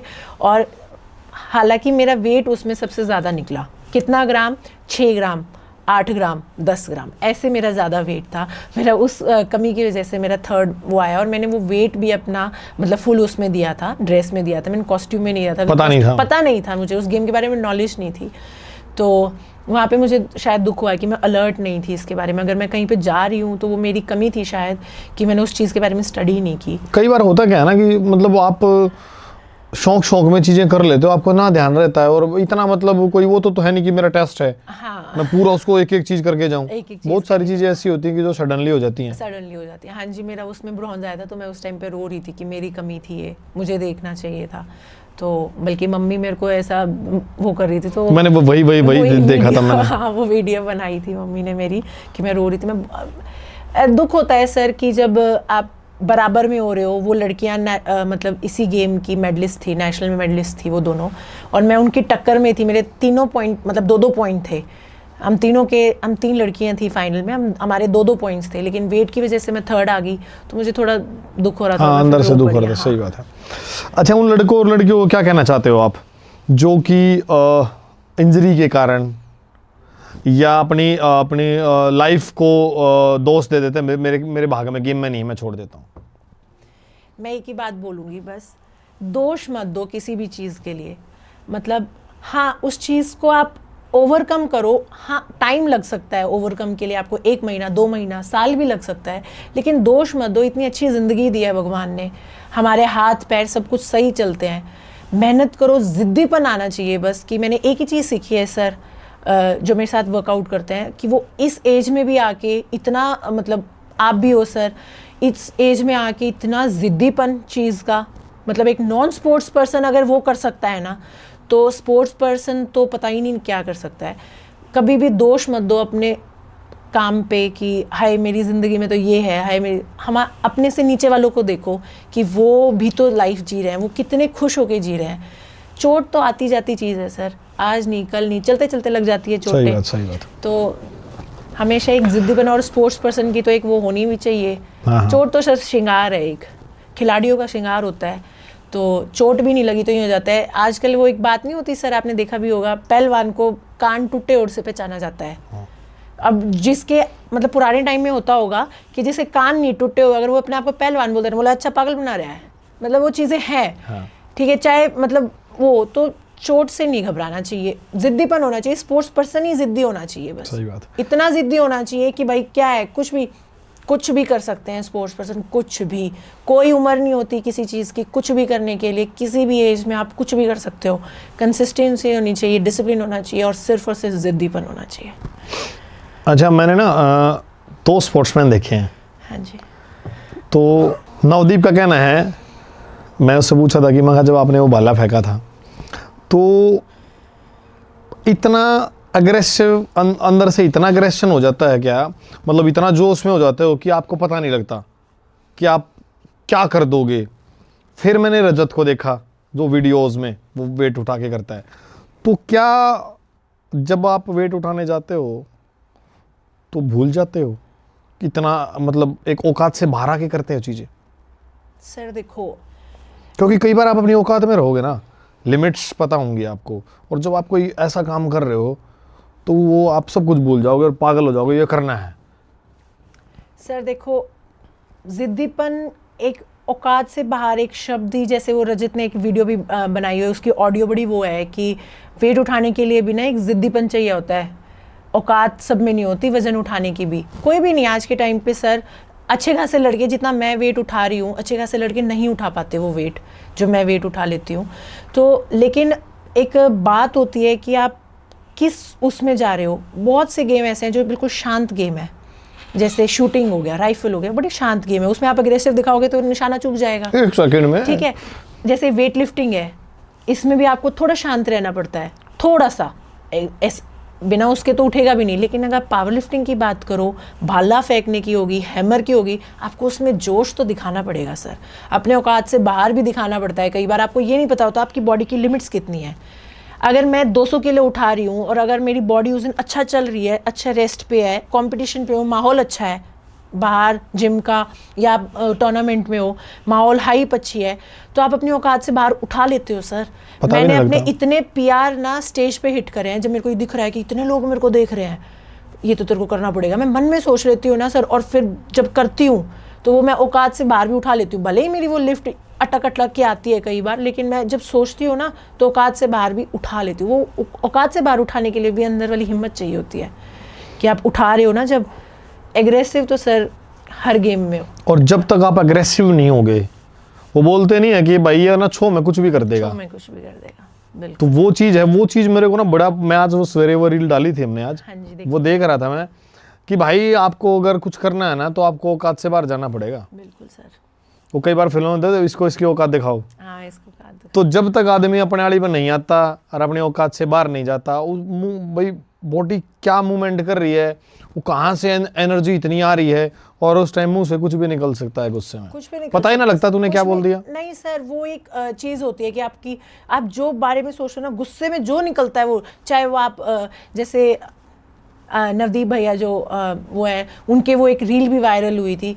अब कईयों ने उसको ट्रोल किया, कईयों ने उसको पॉजिटिव वे में लिया, भाई इतनी दूर फैले तो मुंह से कुछ तो निकलेगा ना, गुस्से में निकाल रहा है, वो भाला फेंक रहा है, कोई मजाक थोड़ी ना है। और वो इतने बड़े कहाँ- लेवल कहाँ- कहाँ पे, जाके? इतने बड़े लेवल पे, मतलब जो इतने साल मेहनत करके, तो वो चीज़ है। तो गुस्से में पता नहीं क्या हम, मतलब जो बाहर के एथलीट होते हैं सर, वो निकालते हैं जब वो गुस्सा, तो वो इंग्लिश में बोलते हैं, अंतर इतना ही है, बोल वो भी वही चीज़ रहे हैं। तो अब उसको ये थोड़ी ना ध्यान है कि हाँ, तू क्या, उसको तो ये है कि तू इतनी एनर्जी आती है, वो कहीं ना कहीं से तो निकलेगी। कहीं ना कहीं से तो निकलेगी। मैंने उससे पूछा ना, जब उसने उसका जो वो था ना उस दिन, तो वो मेरे को चीज़ें मतलब काफ़ी सारी हो जाती है ना जब रील्स आती हैं, तो उसने जब बाद मैंने सुना ना, मैं कहा यार इसने ना एक नंबर की बात कही है कि जब आप अपनी औकात से बाहर आते हो ना, तभी चीज़ें निकल के आती हैं। बिल्कुल निकलती हैं सर। सोशल मीडिया पे जो चल रहा है वल्गर कंटेंट, जो लड़कियां ज़्यादा उसकी तरफ जा रही हैं, तो उन लड़कियों को क्या कहना चाहोगे आप? वो उनकी मर्जी है सर, लेकिन मेरा बस यही मानना है, अपनी संस्कृति में रहोगे तो अच्छा होगा। ये देखो कि आने वाले आपके बच्चे भी आपको देखेंगे तो क्या कहेंगे, पीछे आपके माँ बाप देख रहे होंगे वो क्या सोचते होंगे। तो ये की बात है कि अपनी संस्कृति में रह के भी चीज़ें बहुत अच्छी चल सकती हैं बस। और जो लड़की टाइम पास के लिए जिम आती हैं, टाइम मतलब एज ए टाइम पास के लिए, उनके बारे में क्या राय है आपकी? वो मुझे ऐसा लगता है कि वो एक सिर्फ और सिर्फ मतलब नो हेट कमेंट्स और नो उसके लिए, बट हाँ ऐसा लगता है कि वो इंस्टाग्राम या पोस्ट के लिए, जब से ये सोशल मीडिया आया उसी की वजह से जिम आने लगी हैं लड़कियां कि हाँ भाई मुझे पिक्चर पोस्ट करनी है, जो सिर्फ टाइम पास के लिए आती है ना, उनको ये पता होता कौन सी क्या एक्सरसाइज कर रहे हैं, क्या नहीं करनी, बस वो एक टाइम पास के लिए आती हैं। तो वो उनका हॉबी होगा, घर से निकलने के लिए आती हैं। हाँ सही बात है। अच्छा, जो आज के टाइम पे जिम बहुत ज़्यादा हो गए, हाँ जी, ये एक ट्रेंड है या बिजनेस? मेरे हिसाब से सर ये ट्रेंड है एक। आज से पहले मैंने अब जो ये 4-5 साल से जिम का बना हुआ है, और अब मेरे को ऐसा लगता है और आगे बढ़ जाएगा, तो ये एक ट्रेंड है सर। जब पहले लड़के लड़कियां क्लब जाते थे, मतलब उस टाइम पे दिल्ली गुड़गांव इस एज में, अब सब जिम आते हैं। जिम आते हैं, बेनिफिट है, बहुत ज़्यादा बेनिफिट है। एटलीस्ट वो अच्छी जगह आ रहे हैं, जगह अच्छी जगह अच्छा आ रहे हैं, एटलीस्ट वॉकिंग ही करके जा रहे हैं, कुछ और चीज़ें ना कर रहे हैं। हाँ जी। अच्छा, आपका जो गेम है उसमें स्टेरॉइड का भी कुछ काम है, मतलब लोग लेते हैं स्टेरॉइड? हाँ जी सर, बहुत सारे गेम हैं जो बिना स्टेरॉइड चलते ही नहीं। बॉडी बिल्डिंग है सर, उसमें तो आपको स्टेरॉइड चाहिए ही चाहिए। और मेरा मानना है कि आपको स्टेरॉइड्स की ज़रूरत नहीं होती। आप एक एज पे होते हो तो आपको स्टेरॉइड्स लेने की ज़रूरत ही नहीं होती है। लेकिन हाँ, चाहे वो बॉडी बिल्डर भी हो। नहीं, बॉडी बिल्डर्स को तो मुझे इस गेम के बारे में इतना पता नहीं है जितना मुझे पता है, लेकिन मुझे भी पता है कि शायद बॉडी बिल्डिंग बिना स्टेरॉइड्स की नहीं होएगी। आपके गेम में ज़रूरत पड़ती है? ज़रूरत नहीं पड़ती, लेकिन हाँ लेते हैं लोग। कभी आपके सामने आज चैलेंज आया कि मैं भी ले लूँ?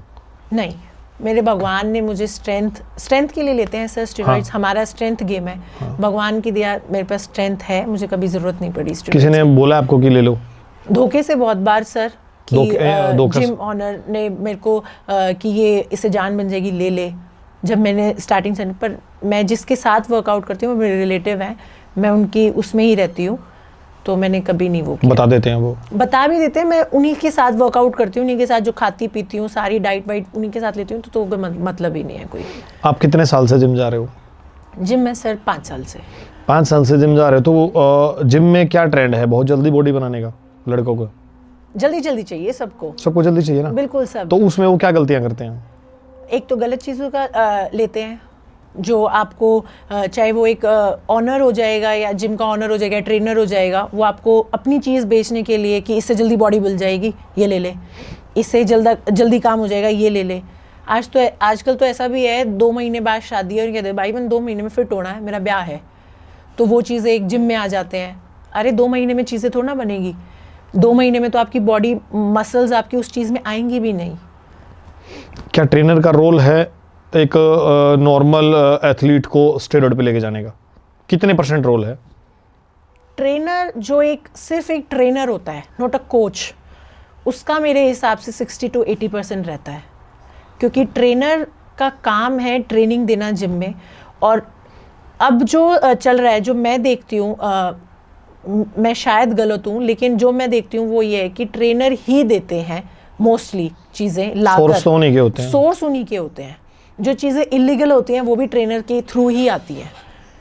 तो मुझे शायद मैं गलत हूँ इस बात में, मुझे नहीं पता कि ये शायद ट्रेनर्स को हर्ट भी करेगा, लेकिन मुझे नहीं, गलत तो गलत है, करे जाओ हर्ट करे जाओ, हमारी जिम में भी है। हाँ बिल्कुल सर, ऐसे बहुत सारे हैं, ट्रेनर हैं, ऑनर है, जिम के ऑनर हैं, ट्रेनर हैं जो चीज़ें गलत देते हैं, प्रोवाइड करते हैं, खुद ला के देते हैं कि चीज़ें ये ले ले, इससे जान बन जाएगी, इससे जान, ऐसे तो ना जान बनती है। कुछ ट्रेनर ऐसे भी तो होते होंगे, भाई अभी तुझे ज़रूरत नहीं है, नहीं भाई साहब मुझे चाहिए। बहुत सर, अगर गलत चीज़ है तो अच्छी चीज़ भी है। ट्रेनर बहुत ऐसे ट्रेनर हैं जो आपको एक नेचुरली चीज़ें देंगे, आपको नेचुरली बोलेंगे कि आप ये लो, अब ये ले लो, अब ये ले लो। लेकिन अब जो फ़िलहाल सोशल मीडिया पे मार्केटिंग बढ़ी हुई है हर चीज़ की, एक बात बताओ सर, जो अभी बढ़ी हुई है शिलाजीत, भस्म, इतनी सस्ती थोड़ी ना होती है ये कि आप कहीं से भी शिलाजीत ला के भेज दोगे। और फिर ये बड़े बड़े इन्फ्लुएंसरों को लाके प्रमोशन कराते हैं, उनसे बिक जाता है उनका सामान। हाँ, तो ट्रेनर भी देते हैं, मतलब अच्छे ट्रेनर जो मतलब दिल से बोलते हैं कि जो ट्रेनिंग देते हैं, अपना काम कर रहे हैं, वो उनको पॉजिटिव वे में भी बोलते हैं, अच्छे से ट्रेनिंग कराना, उनकी मेहनत करवाते हैं, उनको अच्छे खाना बोलते हैं, जब चीज़ें की ज़रूरत होती है जब बोलते हैं कि अब ले लो। लेकिन वो कहते हैं ना आटे में नमक देना, कि थोड़ी चीज़ में भी अच्छा रिजल्ट आता है अगर आप मेहनत करो और अच्छी डाइट लो। तो सारे चीज़ स्टेरॉइड्स नहीं होता सर। आप इतना हैवी वेट उठाते हो तो आपकी डाइट क्या क्या रहती है? मैं सर देसी खाना भी खाती हूँ। मेरे घर में पिछले 30 साल से गाय भैंस है। कितना दूध पीते हो दिन में, सवेरे से शाम तक? दूध मैं पीती हूँ सर, डिपेंड करता है जब मेरी डाइट के अकॉर्डिंग कि कब मैं कौन से फेस में हूँ। वैसे मैं दूध के प्रोडक्ट्स ज़्यादा लेती हूँ। पनीर घर में बनाती है मेरी मम्मी, दूध का, घी हो गया, और दूध, दही, ये चीज़ें मैं ज़्यादा हाँ, मैं अगर प्रोटीन ले रही हूँ अपनी, उसमें प्रोटीन, कार्ब्स और मेरे जो ये विटामिन्स वगैरह होते हैं, ये सारे खाने में होते हैं। तो अगर चाहे मैं वो रॉ फॉर्म में लूँ प्रोटीन, चाहे वो मैं दूध के उसमें लूँ, चाहे मैं दाल के उसमें लूँ, हर चीज़ की मात्रा होती है 40-40-20। तो मेरी डाइट, सुबह मेरे चने होते हैं, देसी चीज़, मैं देसी चीज़ भी खाती हूँ और मैं सप्लीमेंट्स भी लेती हूँ। मल्टीविटामिन्स या वैसे कुछ? हाँ जी, मल्टीविटामिन्स भी लेती हूँ मैं। प्रोटीन अगर मैं ले रही हूँ। आपने अब एग खाते हो? एग में खाती हूँ, नॉनवेज नहीं लेती मैं। एग कितने, मतलब डे में कितना होता है? एग मैं 4 से 5 अंडे खा लेती हूँ। अगर ऑमलेट ले रही हूँ तो मैं 3 अंडों का ऑमलेट ले लेती हूँ। बस, कुछ ऐसा तो नहीं है भर भर के खाना है? नहीं, एक ट्रे खा के दिन में? नहीं, एक ट्रे तो नहीं, वो पॉसिबल भी नहीं है, क्योंकि मैं और चीज़ों से भी अपनी वो ले लेती हूँ, प्रेफर कर लेती हूँ, जिसमें मेरे को आयरन के फ्रूट, आयरन अगर अपनी मील में चाहिए तो मैं वो हरी सब्जियों से ले लेती हूँ। विटामिन की चीज़ें चाहिए तो मैं अपने फल फ्रूट से ले लेती हूँ, फाइबर से ले लेती हूँ। प्रोटीन चाहिए तो ज़रूर थोड़ा है सर कि पाउडर फॉर्म में हो, जब मन किया पाउडर में ले लेती हूँ। अगर अपनी प्रोटीन इंटेक करना है तो मैं पाउडर में भी लेती हूँ, अलग अलग फॉर्म में ले लेती हूँ। अलग अलग फॉर्म में ले लेती हूँ। अंडे से सारा प्रोटीन तो वैसे भी जी भर जाएगा सर। एक दिन इतने अंडे नहीं खाए जाते, नहीं खा सकते। नहीं खा सकते। अच्छा, कुछ बच्चे ऐसे होते हैं, गर्ल्स भी होती हैं, बॉयज़ भी होते हैं, दूध पीते ही वॉमिटिंग कर देते हैं। ना सर, न्यू तो मैं हरियाणा की छोरी हूँ। वो कहते हैं दूध बिना, मेरे को रात को सोते हुए दूध चाहिए ही चाहिए। नहीं, आपने सुना तो होगा ना कि हाँ? लड़कियां दूध नहीं पीती। हाँ, नहीं पीती सर, लेकिन हमारे घर में हम 3 भाई बहन हैं और पापा ने पिछले 25 से 30 साल हो गए गाय भैंस रखते हैं। दूध की मौज है और दूध हम सारे बच्चों को पसंद है, तीनों भाई बहनों को दूध पसंद है। हम दूध पीते भी हैं। पता नहीं, वो हमारे हैं रिलेशन में कज़न्स हैं जिनको दूध, जो शहर में रहते हैं, जो दूध पीते हैं, उकलाई आती है उनको बॉर्नविटा चाहिए उसमें मिला के पीने के लिए कि भाई ऐसे दूध नहीं पिया जा रहा। मेरे घर में हम 3.25 आदमी हैं, मतलब 3.25 हैं, 4 किलो दूध आता है। अभी देख लो, अब अगर अभी भी रैंडम जाके फ्रिज खोलोगे तो 10 किलो दूध पाओगे हमारे फ्रिज में। तो मतलब ऐसा नहीं है भाई, जिन्होंने बचपन से पिया ही नहीं। और जहाँ तक मुझे लगता है कि भाई आप जब दूध घी आप खाते पीते हो ना, तो वो आपको एंड तक सारा देता है आपकी बिल्कुल बॉडी। देता है सर। आप और ज़्यादा उसमें मत जाओ, पुराने लोगों को देख लो, उनकी जो मशीन, उनका फ्यूल है, जो बॉडी है, वो कैसे चलती है। और हमारी देखो, हम 40 साल की उम्र में ऐसे लगने लग जाते हैं जैसे हम 50-60 साल के हैं, और वो इतना काम भी करते थे, दूध घी पीते थे। दोनों चीज़ें बैलेंस है सर। अभी रिसेंट मैंने ना एक रील देखी है, मेरे को जो विधानसभा का ये अपना हरियाणा की जो चल रही है, उसका सत्र चल रहा था, तो वो सैनी साहब उसमें कुछ कह रहे थे, कुछ उनका वर्ड थोड़ा सा स्किप हो गया। एक आदमी यहाँ खड़ा उसमें बोला, मेरे को नाम ध्यान नहीं है, लंबा तगड़ा सा था। नु बोला, भाई तू 40 पैसे तो पहलवान ही डाला है, तू मैंने बुढ़ा बतावा है, पर 2 मिनट में सर धरती में लगेगा तेरा। बिल्कुल सर। तो भाई वो वही है ना कि भाई घी दूध की तो बात तैयारी है, वो एंड तक जाता है, वो बिल्कुल एंड तक जाता है सर। और इससे बीमारी भी, एलर्जी, दुनिया भर की बीमारी भी खत्म हो जाती है। प्योर चीज़ें जब थी सर, और प्योर चीज़ें आज मिलना मुश्किल है। आज मिलना मुश्किल है। जब प्योर चीज़ें थी ना, तो वो प्योर निखर के आती थी, जान बनाती थी, शरीर में अलग से दिखती थी। आज चीज़ें प्योर है ही नहीं, कुछ भी प्योर नहीं है। हाँ, जैसे हम घर में गाय भैंस रख लो तो फिर भी आपको मिलती हैं प्योर, उसका अलग ही वो होता है। अच्छा, मतलब जैसे इन फ्यूचर कुछ गोल है जो 2 साल में, 1 साल में कर दोगे? गोल है सर, जो मेरे एक गेम के लिए गोल है। तो वो कब तक आप उसमें एक अच्छे लेवल पे एक मेडल दे सकते हो? लेवल पे सर मैं कोशिश करूँगी 2 साल अपने आप को टारगेट लेके चलूँगी सर। कॉमनवेल्थ जॉब आएंगे, मेरा मेन टारगेट 2028 ओलंपिक्स है, और उसके लिए मैं जी जान लगा दूँगी सर। वो नहीं पता मेरी कितना साथ देगा, कितना नहीं, लेकिन हाँ 2 साल में मैं जहाँ अपने आप को सोचती हूँ ना, मेरा रोड मैप में उसके लिए तैयारी कर रही हूँ। मेरा एक रोड मैप प्रॉपर तैयार है, मुझे कहाँ क्या, कब क्या, किस चीज़ को करना है, क्या कहाँ पे, कौन से बॉडी पार्ट को क्या ट्रेन करना चाहिए, क्या मेरे वीक पॉइंट्स है, क्या मेरी स्ट्रेंथ है, सारी चीज़। 2 साल में मैं अपने आप को एज ए इंटरनेशनल प्लेयर ज़रूर देख रही हूँ। कोई लड़कों को, यूथ को कोई सोशल मैसेज?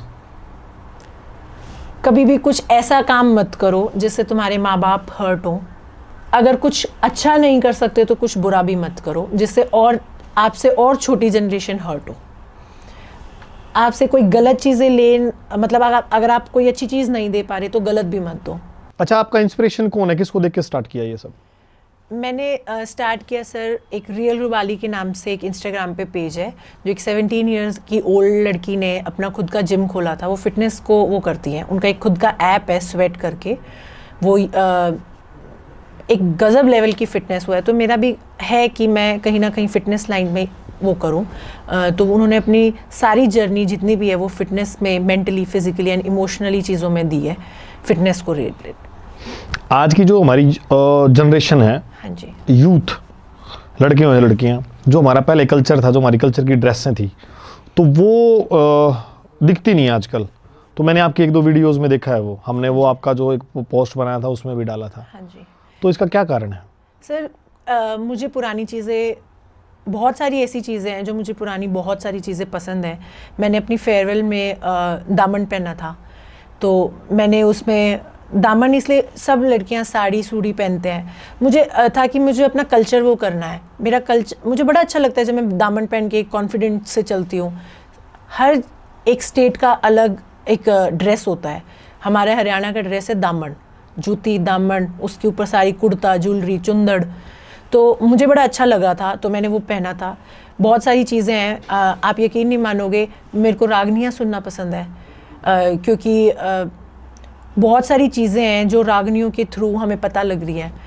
आप लक्ष्मी चंद जी थे जो उन्होंने आज से 60 साल पहले जो चीज़ें रागनियों के थ्रू बोली थी वो आज हो रही हैं, लिटरली आज वो हो रही हैं। आपने एक रागनी सुनी है 52 गामा की रागनी? हाँ, आप 52 गामों की भी होगी। एक रागनी है लक्ष्मी चंद की जिसमें वो ये बता रहे हैं कि भाई जो 9 भाई हैं उनमें बंटवारा होएगा, बहन भाई जो होते हैं उनमें प्रॉपर्टी को लेके कोर्ट कचहरियों के होएंगे, लेडीज कमाएंगी, औरतें कमाएंगी, फिर भी घर में चलेंगे। हाँ। ठीक है, और चुन्नी नहीं रहोगी। सब कुछ आज हो रहा है, बस दिक्कत और थोड़ा सा हमारा दुर्भाग्य ये है। हाँ, गायें बाहर रोड़ा पे घूमेंगी और कुत्ते घर रहेंगे। कुत्ते घर रहेंगे। वो कहीं पे बस हमारा दुर्भाग्य है ये कि कहीं वो लिखित में नहीं है, लिखित में नहीं है। वरना जो बातें एक फिलॉसफी के उस पे जो बातें लक्ष्मी चंद जी ने बोली हैं वो आज ऑलमोस्ट सारी हो रही हैं। लेकिन वहीं पे एक जो राइटर हैं विलियम शेक्सपियर, उनकी वो लिखित में है चीज़ें, तो वो एक बड़े वो हो गए, फिलोसफर हो गए। लेकिन अपने लक्ष्मी चंद जी नहीं है क्योंकि उनकी कहीं पे लिखित में नहीं है। देखो ये हमारी ना मतलब इसमें बहुत सारी चीज़ें हमारे खुद पे भी करते हैं कि हम अपने जिन्होंने जो पुराना लिख बोल दिया उस पर काम करें, उन चीज़ों आगे लेकर आए। अब जैसे ना हरियाणा गवर्नमेंट ने एक बहुत अच्छा करा, ये जो दादा खुशहाल सिंह दैया का था, वो इतनी बड़ी बात हमारे को पता लगी। बिल्कुल, हमारे को तो पता ही नहीं थी। जब उन्होंने बताया कि उस गांव का नाम गुड्डी कुशाली था और फिर उनका नाम रखा बड़ खालसा। तो बड़ खालसा को आप दो उसमें देखोगे, बड़ खालसा। अब खालसा क्या है भाई? सिख पंथ का वो है, बड़ खालसा बोलते हैं वो। तो वो उसमें बना दिया कि भाई बड़ खालसा हम तुम्हारे साथ, भाई खालसा आगे बढ़ो हम तुम्हारे साथ हैं। हम तुम्हारे साथ। तो लोगों को ना मतलब नहीं पता है, मतलब नहीं पता एग्जैक्टली। और हम अपने चैनल के माध्यम से हम यही सोचते हैं कि कोई पुरानी स्टोरी, पुरानी चीजें, और नाम भी हमारा ऐसा है तो आगे लेके आए। बिल्कुल सर, मेरा तो ये मानना है, अपने जो मैं बहुत लकी हूँ, मेरे दादा दादी जीवित हैं। मैं उनके साथ बहुत बार ऐसा होता है, सारी चीज़ें नहीं मुझे उनकी पसंद आती, लेकिन हाँ बहुत सारी चीज़ें मुझे बड़ा अच्छा लगता है उनके बारे, मतलब वो हमें जब बताते हैं कि पुराने टाइम में ऐसे था, पुराने टाइम में ऐसे था। बहुत सारी चीज़ें हैं जो मुझे पुराने टाइम की इतनी अच्छी लगती हैं, और इस टाइम की चीज़ें भी हैं अच्छी हैं, लेकिन पुराने टाइम की जो चीज़ें थी ना उनका एक अलग ही मज़ा है। जैसे वो रहते थे, जैसे वो सारे एक साथ एक जॉइंट फैमिली। सर आज जॉइंट फैमिली ख़त्म हो गई है, जॉइंट फैमिली रहती ही नहीं है। वो वहाँ पे 8-8 10-10 भाई एक साथ रहते थे एक घर में, उनकी फैमिली। तो बड़ा अच्छा लगता है, पुराने टाइम की बातें सुनती हूँ जब मैं, तो मुझे मज़ा आता है वो सुन। अच्छा, पुराना टाइम था पहला, हमने भी देखी ये चीज़। तो जैसे हमने रख रखा है ना, जैसे हमारे बड़े बूढ़े वो बैठा करते खाट पे, हाँ जी, और जो हमारी दादी हुआ करती वो नीचे बैठ के बैठी बैठी बतलाती और काम करती। तो ये ट्रेंड था ना। हाँ। क्या ये ट्रेंड है अब नहीं है सर, अब तो बराबर में बैठे हैं। अब बराबर में सर, पहले तो ऐसा भी होता था, पहले घर के मुख्य खाना खाते थे, औरतें बाद में खाती थी। बाद में खाया ये चीजें कहीं ना कहीं आप ये मान लो कि एक नेगेटिव भी था, पॉजिटिव था, लेकिन टाइम के हिसाब से चीजें, अब ज्यादा फेमिनिज्म आ गया कि भाई हम औरतें कंधे से कंधे मिला के चलेंगी। वो आज का टाइम है, अगर आज हम ऐसे करेंगे तो वो यूँ सोचेंगे दबा के रख रहा है। लेकिन सर जब वो टाइम था, वो एक मान लो रिस्पेक्ट थी कि पहले आप खाओ, या आप वो ऊपर बैठे हैं तो हम नीचे बैठेंगे। एक वो चीजें नहीं थी कि आदमी दबा कर रखते थे, वो एक रिस्पेक्ट, वो एक रीति रिवाज भी लोग माना करते, एक प्यार प्रेम भी था। और आज जब कंधे से कंधा मिल रहा है ना, हाँ। तो मेरे हिसाब से थाने में भी इतने केस हैं, कोर्टा की भी अलमारी भरी पड़ी है, और एक टाइम आएगा 5-7-10 साल बाद वो ये बोलेंगे कि आज शर्म बिल्कुल नहीं रही, कोई किसी की इज्जत नहीं करता, पहला वाला टाइम बहुत बढ़िया था। बिल्कुल सर। और आज भी बहुत सारी लेडीज कहती होंगी कि पहला वाला जमाना अच्छा था। बिल्कुल सर, क्योंकि इज्जत भी थी, शर्म भी थी, सब कुछ था। आज बहुत सारी चीजें खुलेआम हो गया, सब कुछ खुलेआम। सर कुछ चीज़ें ऐसी होती हैं जो पर्दे में रहनी चाहिए होती हैं, तो वो चीज़ें अब जैसे आ रही हैं। मुझे तो सच्ची बताऊं, अपने यूथ के लिए थोड़ा सा डर भी है, थोड़ा सा मुझे अपने आप से भी वो है कि जो सारी चीज़ें एक पर्दे के पीछे रहनी चाहिए वो खुलेआम हो रही हैं। खुलेआम हो रही है, ठीक है। जिस चीज़ से एक बहुत नेगेटिव इम्पैक्ट पड़ रहा है, हमसे भी छोटी जनरेशन है, वो क्या देखेगी। बिल्कुल। तो मुझे बड़ा अच्छा लगता है कि जब मेरे दादा दादी जब साथ में बैठे होते हैं, मैं उनसे बातें पूछती हूँ, तो अब जो चीज़ें अपने मतलब दोनों आपस में बताते हैं कि हम तो ऐसे, हमने शादी करी थी जब हमने ना, तेरी दादी ने ऐसे मुंह, हमने तेरी दादी का मुंह भी नहीं देखा था, वो एक चीज़ें ही अलग थी। उसमें कितना अच्छा भी लगता है सुनने के लिए। आज तो सब कुछ बिल्कुल एक वो हो गया, आज तो चीज़ें हैं ही नहीं, 60-62 साल 65 साल की आदमी की उम्र है। बिल्कुल सर। अब देखो, अब 30-32 साल में लोग शादी करते हैं, 30 साल बाद वो चले जाते हैं। बिल्कुल सर, आगे आगे शादियां भी बंद हो जाएंगी। हाँ, आगे आगे तो सिस्टम ही खत्म हो जाएगा। सिस्टम ही खत्म हो जाएगा, सही बात है। राम राम जी, आज खुशी हमारे पॉडकास्ट पे आई थी और इनसे बात करके बड़ा अच्छा लगा। उन्होंने फिटनेस के बारे में, गेम के बारे में, और एक है ना मिथ बना हुआ है कि भाई मैं स्टडी करूँगी तो मैं घर के काम नहीं करूँगी, अगर मैं घर के काम करूँगी तो मैं पढ़ाई कैसे करूँगी।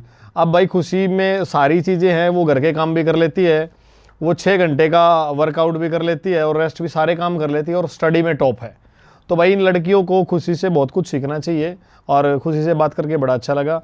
कुछ और एक मैसेज कोई अगर आपके दिमाग में हो, वो देना चाहते हो तो कोई सोशल मैसेज क्या लड़कियों को, किसी को भी? लड़की लड़के सब बराबर हैं आज के टाइम पे, बस अपने आप को स्ट्रॉन्ग रखो, डेडिकेटेड रखो अपने काम के लिए, चाहे आप वो पढ़ रहे हो चाहे आप वो गेम कर रहे हो। लेकिन हाँ, एक ज़रूर छोटा सा मैसेज दूंगी सर के चैनल के थ्रू कि अपने कल्चर को पीछे मत छोड़ो, अपने कल्चर से जुड़े रहो, पुरानी चीज़ों को मत भूलो। बहुत सी चीज़ें ऐसी हैं जो पुरानी, जो आप बहुत अच्छी होती हैं। तो स्टे डेडिकेटेड, स्टे कॉन्फिडेंट और जी जान लगा दो अपने काम करने में। सर भारत भारत में हरियाणा।